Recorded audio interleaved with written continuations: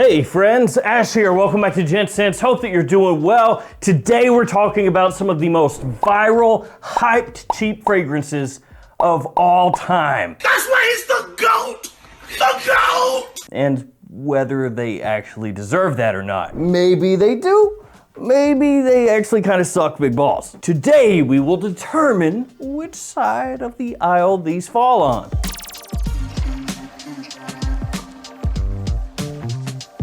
So these are gonna be some of the fragrances that have been talked about ad nauseum, sometimes for years and years and years, since the beginning of fragrance time. Yeah, some of those. All of them are gonna be linked in the description below. Feel free to check them out down there. We're gonna start off with what is probably the #1 most talked about cheap fragrance of all time, Nautica Voyage. And it still is dirt cheap. Even with inflation and everything else, Nautica Voyage is like the cockroach of fragrances. This stuff ain't going nowhere, man. It's you can't kill it. You foul, loathsome, evil little cockroach! In the Fallout universe, it would be a ghoul. This stuff is just straight up unkillable. So yeah, about 20 bucks at discounters for 100 ml size bottle. Now I will say, Nautica Voyage, is not in quite as many stores as it used to be. Yeah, back in the day, any store you went into, you could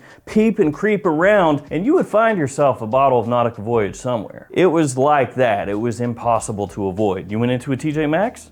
Yeah, they got one there. Ross? Yeah, got one there too. Marshalls? Of course. Walmart? Yeah, Walmart's got it. Target? Who cares? Why not? Kohl's? Yeah, Kohl's got they got the Voyage too. It didn't matter. Go into a Pizza Hut, McDonald's, they got Nautica Voyage for sale. It was everywhere, which is also one of the reasons that it was talked about so much. You go into a TJ Maxx looking for yourself a fragrance, you see Nautica Voyage for a whole $15. Why not? Let's take a swing on it, see how it is. But like I said, it's not quite as popular nowadays in terms of being able to find it easily at every single store you go into. I actually can't remember the last time I saw it at a TJ Maxx. It's been a while. It's been replaced with other really terrible fragrances usually. But they do have good ones sometimes. Knock on wood. So anyway, what's the deal with Nautica Voyage? So in terms of notes, it has kind of a green aquatic scent profile to it. You also have apple, lotus, musk, cedar, and oak moss, along with a touch of amber. And this is a really interesting one because it has gotten a ton of love. Just a lot of people saying, man, that is insane for the price. And at the same time, because it has gotten so much love and talked about so much, it's gotten a lot of hate. A lot of people saying, dude, this stuff is not worth the hype. It's not that good. So what is my opinion? I don't have one. Okay, on to the next fragrance. I'm just playing. So for me, Nautica Voyage has always been one of those fragrances that, you know, when I first smelled it, I was like, it's good. It's pleasant, easy to wear, clean, lightly sweet, kind of sporty, versatile, easy to wear in spring, summer, nice daytime fragrance, good potential office fragrance as well. But when I first got this and I was initially wearing the fragrance, I was never like, oh my God, Nautica Voyage is the best thing ever made. But I think mine is maybe a little bit better than the current version because I have the old metallic cap version. Nowadays, it's just all plastic right here, and like this whole part kind of comes up off. The old ones, ooh, they were metal, a little bit better. But while I wasn't maybe blown away with Nautica Voyage initially, this is that type of fragrance that kind of grows on you in a way. It's comforting, at least as much as a sporty, cheap, kind of aquatic green fragrance can be. It's one of those ones that you smell it and it kind of reminds you of simpler times because it is a simple fragrance. 2002 was a simpler time. And I gotta say, for the price, you know, 15, 20 bucks, it's actually really good. I think sometimes, especially with Nautica Voyage, people will get it twisted a little bit. You know, they'll get the fragrance, for example, in store for $15, like I've said a couple times, or they'll order it for 20 and they'll be like, this didn't absolutely blow me away, therefore, it sucks. Which, okay, it didn't blow you away, but it was like 20 bucks. Do you know how many good fragrances you can get for 20 bucks? Not many. So while I would say if you're hyping this to the moon and back, saying it's the absolute most fantastic, mind-blowing, ball-busting fragrance of all time, maybe that's pushing it a little bit too far. But for 20 bucks, 15 bucks, it's a really solid summertime cheapie that is a potential compliment puller that does smell higher quality than you would expect for the price point. So worth the hype? For me?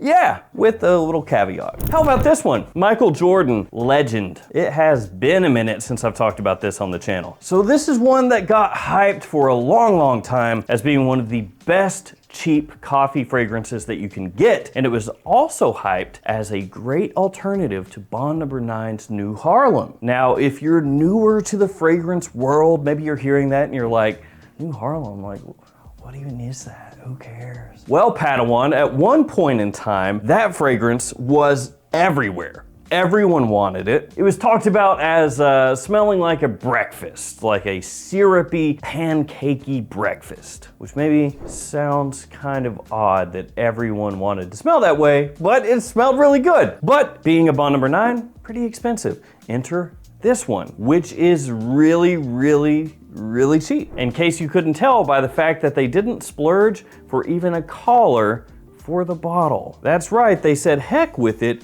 we don't need that, just show it where it's crimped, baby. It's cheap, it's really cheap. As of this video, it's sold out at pretty much every major discounter, but you can still find it on websites like Walmart and eBay for like 20 bucks. So it's still very affordable. Oh, and also the atomizer, absolute trash. Noise. So what else is in here along with that coffee? Well, there's also lavender, good amount of it, along with amber, anise, leather, patchouli, cedar, and even a little bit of bergamot and tea. But really, it's mainly about that coffee. Nice coffee, slightly aromatic, a little bit sweet, also warm.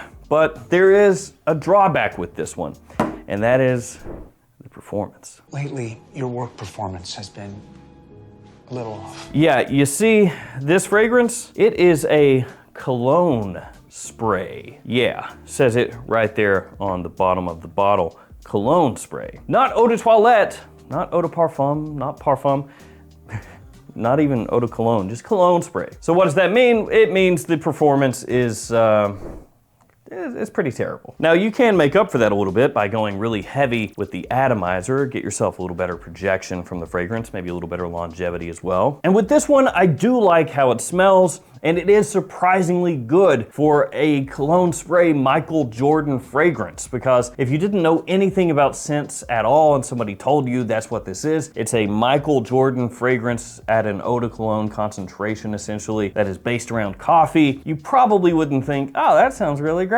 But it does smell nice, it smells good. That being said, I would personally probably go with Rocus Man or even the intense version of Rocus Man over this one. Similar in a lot of ways, but I think that one overall has a little bit better bang for your buck. Still, I get it. I get why this one was hyped and talked about. It does smell nice, and especially for that cheap price. Talking about cheap prices, if you would like them to be somehow even cheaper, how is that possible? How can you do that? It seems like something that would demand necromancy, some sort of subterfuge, some type of skullduggery. Like Dr. D, a necromancer. But no, you can actually get cheaper prices using coupon codes. And here are some coupon codes. Oh wow, that's crazy. The JOMASHOP codes only work within the JOMASHOP app, which I suppose that is some skullduggery going on there. But yeah, JOMASHOP, you have to use the app, but you can use those codes within the app, which looks just like your website to save yourself some money. The other websites that you see here, such as the Perfume Box, you can use the codes on their website like normal. Fancy that. Use those, save yourself some money. Let's move to another fragrance. This time, Encre Noire. Yes, good old Lalique Encre Noire. This is a fragrance that has been heralded from the mountaintops ever since it came out as one of the best cheap fragrances that you can get. And that has destroyed the heart of more than a few fragrance newcomers. And you may ask yourself, how did I get here? And you may ask yourself, how did that destroy the lives of so many fragrance newcomers? And I'll answer you. The fact of the matter is it's about 20, 25 bucks, real cheap. People have talked about this one being niche quality, right? Niche quality, you've heard that before. And I would say even though that bit of vernacular is maybe played out nowadays, niche quality doesn't get thrown out quite so much, it used to. What it does mean is, of course, that the fragrance smells of very high quality. And you know, this one being very affordable and niche quality, a lot of people out there who were getting started with fragrances were like, That sounds good. I'm gonna get that.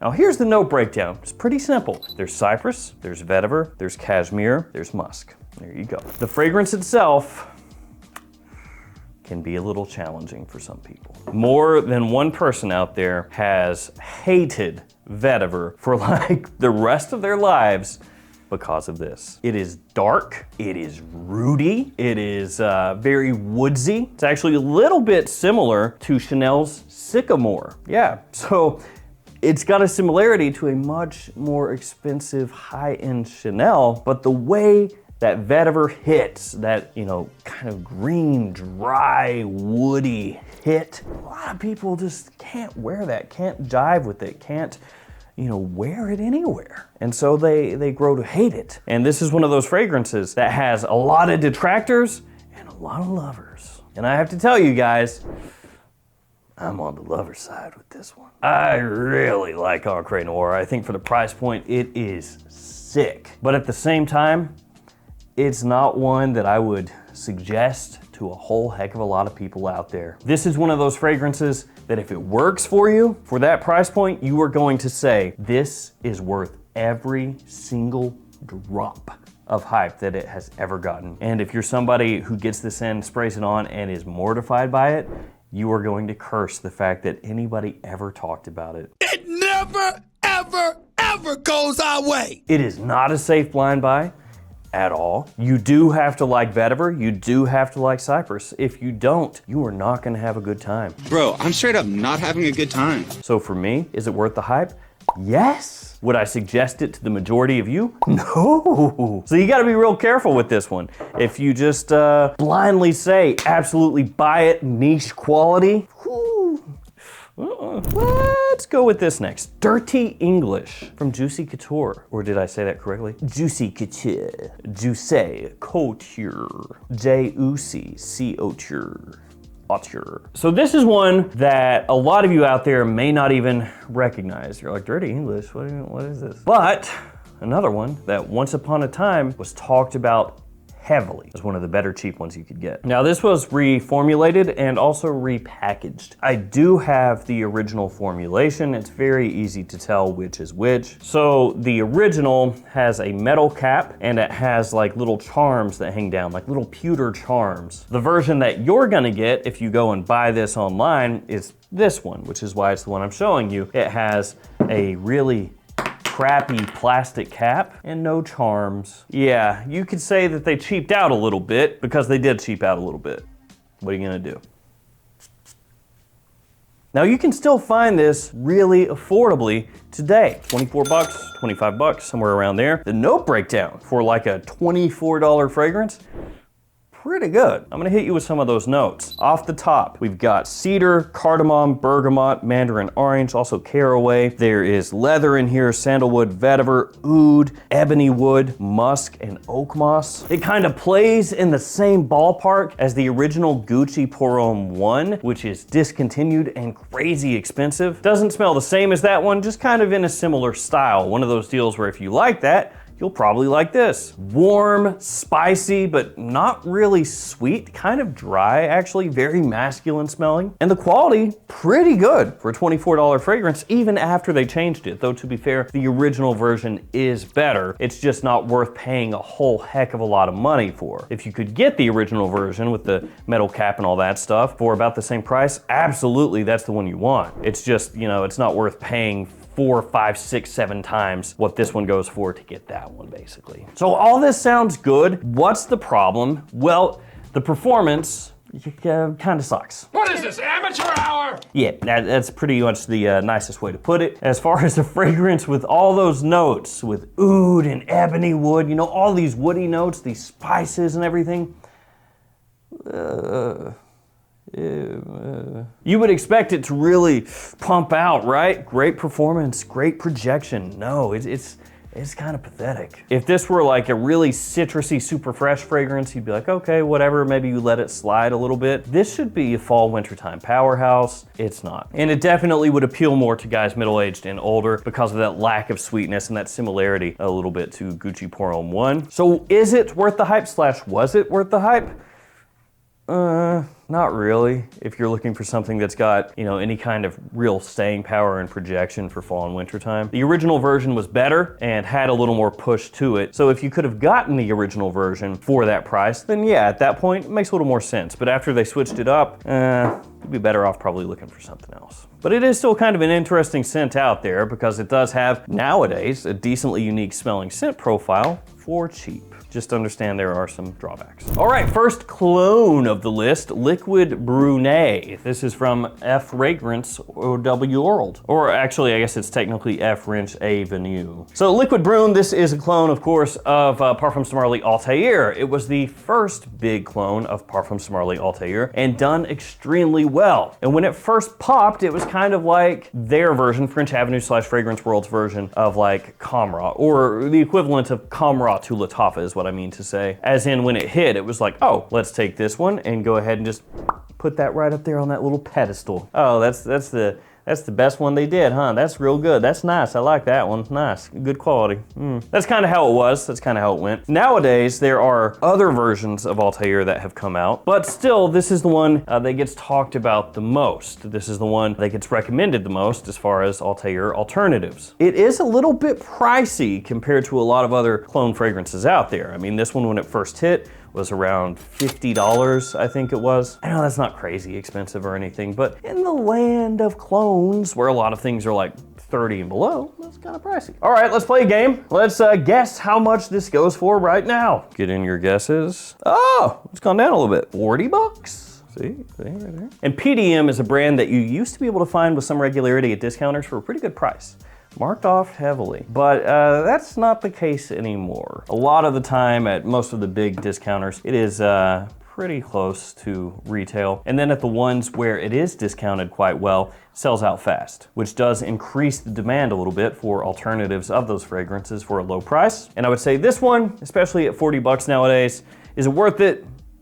Yeah, this one is super good. Really, really well done. Let's get back into some cheap mode designers. Let's go Ultra Red from Paco Rabanne. Love it or hate it kind of bottle design. A little bit tacky, but that's right in Paco Rabanne's wheelhouse. Frankly, I think if Paco Rabanne came out with a bottle that was not tacky, it might be weird nowadays. Like, that's what we expect. That's what we're looking for. You're giving me robots, you're giving me trophies, you're giving me gold bars, you're giving me lights or something. Yeah. Give me the tacky. I'm here for it. Now, this was essentially a flanker that came out after Ultraviolet, which comes in a purple style bottle, but same design and everything, which I guess would be like the thing that they use in hotels when they want to go and see the stuff in the hotel room that glows. I'd rather just probably not see that. Sometimes it's better not to know, you know? There ain't nothing in room 237, but you ain't got no business going in there anyway.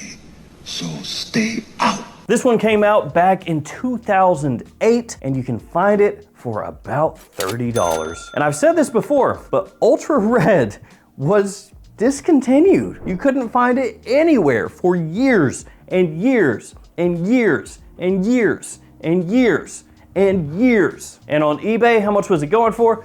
$200, $300 a bottle. It was nuts. And then one day, like magic, I guess the necromancy we were talking about before, considering it was a dead fragrance, popped up again at discounters for like $35, I think it was, $40, something like that, a little more than it goes for nowadays. I had a watch like warning set up on eBay, a warning, alert. And so anytime a bottle was listed, I would get a little email and I was gonna try to pick it up for a not insane price. I had wanted this for years and years and years. And then one day, like magic, it popped up at discounters for an affordable price and I was like, oh, fantastic. I thought, okay, they found a couple cases somewhere. That's happened before with discontinued fragrances, even ones that have been gone for a long time. Sometimes they'll randomly pop up at discounters because somebody somewhere found a few cases and it's like, oh, here they are. Bought a couple bottles, did a video on it, let people know, and I was fully expecting this to be gone like that, and then it was just gonna be eBay once again, 300 bucks, whatever. And yet here we are years later, you can still find it easy for cheap. So, you got me. Whatever, then I'm wrong. You got me now. You got me now. I don't know if they found 50,000 bottles of this somewhere, or if Paco Rabanne was like, hey, what if we just made that one fragrance again for some reason, and like only put it at discounters for like 30 bucks. What if we did that? That'd be weird, wouldn't it? That'd be crazy. We should do that. Fragrance itself, it's got blood orange, praline, vanilla, tonka, and patchouli. So yeah, it's sweet. And it smells similar to Ultra Zest from Terry Mugler, which is discontinued and really expensive. It's got pretty good performance. It is an attention grabber. It is a compliment puller. I would say if you like sweet fragrances, especially ones centered around a bit of orange, you should check this out. Worth the hype? Yes, I think so, because I'm one of the ones who said it was really good because I like it a lot. It's kind of cheating, but I do like it. I think that's good. Let's go with this M up next. Perry Ellis M. Now, Perry Ellis nowadays not known for too many fragrances. I mean, they put them out. It's just not a lot of them get talked about a ton. And this is probably the one that got talked about the most. And one of the reasons, it's cheap, bro. This is another one also that I used to see with a lot more frequency at rack stores. So I talked about that with Nautica Voyage. I used to see Perry Ellis M with some regularity, not as much as Voyage, but still with regularity. Nowadays, never. In terms of notes, it has star anise, it's got cinnamon, good amount of it, vanilla, tonka, cashmere, balsam fir, and a touch of citrus as well. There's not a huge drawback with the performance here. It's not amazing, but it's not terrible. You know, it's right in line with what you would expect of a, you know, $15, $20 fragrance. You know, it's not an eau de cologne. It's an eau de toilette, so there's that. But why was this hyped? You know, there are so many cheap fragrances from smaller brands that come and go. Why this one? Was it because of the beautiful presentation? Actually, I really hate the presentation. Just mainly because that cap is like, ugh, just feels real cheap. You're cheap. You are so cheap. No. In fact, this one got hyped because it came out during a time when cologne fragrances were not really so much a thing. So 2004. Yeah, and it has a bit of a similarity to a fragrance that is pretty popular and pretty expensive, especially around the time that this came out. And that is Chanel Allure Homme, the original Allure Homme. Now, obviously that fragrance has been out for a while now, so it's not really getting talked about like it used to, but this had a strong similarity to that fragrance for much, much less. And to be frank, I mean, still today, it actually smells pretty good. It's very warm, sweet, good for fall and winter time, smells of higher quality than you'd expect for the price point. It's actually solid, still to this day. It's not the exact same as Allure Homme or anything, so don't get this and be like, oh, it's, you know, not 99% the same, I hate it. But if you like that scent, this is gonna get you in that similar wheelhouse, kind of like Encre Noire to Chanel Sycamore. Not the exact same, but if you like one, you should like the other. And I still think that this one is really good, smells great. Let's talk CK1 Shock next. CK1, the original, one of the biggest fragrance releases of all time. CK1 Shock, for a little while, was a fragrance that everybody was talking about. It is still very affordable, like most Calvin Klein fragrances. A lot of people, when it first came out, and still to this day, really hated the look of the bottle, mainly the little graffiti shock. I mean, I don't really care that much, but I remember a lot of people really being up in arms, like, it's so stupid looking. Paco Rabanne was like, yo, hold my beer, guys. You thought the graffiti was, oh, wait until you get a little of this. Now, in terms of notes, this one has tobacco, along with lavender, cardamom, pepper, a little bit of citrus, also cucumber, interestingly enough, basil, amber, patchouli, and woods. So it is, at its heart, a sweet tobacco fragrance, but with some fresh green aspects to the scent as well. So it's a fragrance that's a little bit love it or hate it. Some people are gonna get this, they're gonna hate the way that it's, you know, very sweet, a little bit sugary. They're not gonna like those fresher green aspects like the cucumber in there. They're gonna smell that and be like, yo, this clashes, it smells awful, it smells cheap, and I hate it. And it actually has decent longevity too. Like this is one of the stronger CK1 fragrances, which is not really saying much, but still. Other people are gonna smell this and they're gonna think, oh, that's really cool. It's like this very sweet tobacco scent, good for fall, winter, maybe early spring, and those fresher aspects give like an interesting twist to the scent. I lean more toward that side. I do like how CK1 Shock comes across, though I think for a lot of people, this is gonna be more one of those fragrances where they smell it and they go, oh, yeah, I like that. Like, that's not too bad, but maybe not blown away by it. Let's talk next about Coach for Men. This is one that I feel like has, you know, crept up in price a little bit over time. Not that it's really expensive, I just seem to recall it being a little bit cheaper before. Maybe I'm misremembering that though. But I feel like this is a cheap one that is on the climb as far as the overall price that you can find it for at discounters though. Typically the 60 mil size you can still find for a pretty good price, you know, pretty cheap. In terms of notes, it has pear, also bergamot, kumquat, lavender, and grapefruit off the top. So a lot of different sweet fruits there initially. There's geranium, cardamom, coriander, ambergris, suede, and amber wood as it dries down. Little bit similar to Jimmy Choo Man, which is another blue fragrance out there. I would say between the two, probably Coach for Men is gonna be a better bet for most people. A little bit better performance from this one. And it's a really easy wearing day-to-day fragrance, you know, just a daily driver, jack of all trades, Swiss Army knife, whatever you wanna call it, that's what it is. It's also extremely popular, sells really well, even at full retail, which is also because it's not that expensive at full retail compared to a lot of other fragrances out there. Is it worth the hype? For me, yeah, I think so for most people. Compliment puller, versatile, easy to wear all year round, doesn't cost much, and the presentation looks pretty nice. I would say the only drawback with this one is if that price keeps creeping up and you know the fragrance starts to be 60 bucks, 70 bucks at discounters for a 100 ml size bottle, you know, at that point, you're getting up there in price, and I think you start looking at some of the other blue fragrances on the market and you go, well, you know, do I want Coach or do I want the Yves Saint Laurent over here or something, right? So that's the only drawback I would say. If it starts creeping up too much, you know, it's gonna lose a little bit of its luster. Last but not least, Armaf Club de Nuit Iconic. Now this is a little bit more pricey than a lot of the other Armaf fragrances on the market, so it's not as cheap as some of the others there. So is it worth it? Well, let's take a look at the notes. I don't know why I said it that way, it's not that exciting. But here they are. Grapefruit, lemon, mint, pink pepper, coriander, ginger, melon, nutmeg, almost said melanoma, jasmine, woods, incense, amber, sandalwood, cedar, patchouli, labdanum. Yes, I said woods, and then I read some woods right after that as yeah. That's a lie. So what does this smell like? Well, it smells like Bleu de Chanel Eau de Parfum. Why do I have so many fragrances in here that smell kind of like Chanel? That was unintentional. It does have a little bit more of a woodsy scent profile. Yeah, woods again, but it is a little bit more woody forward to me than Bleu de Chanel is. Also, a bit stronger, a bit more push to it. And the quality here, very good, especially after you let the bottle mature. It was supposed to,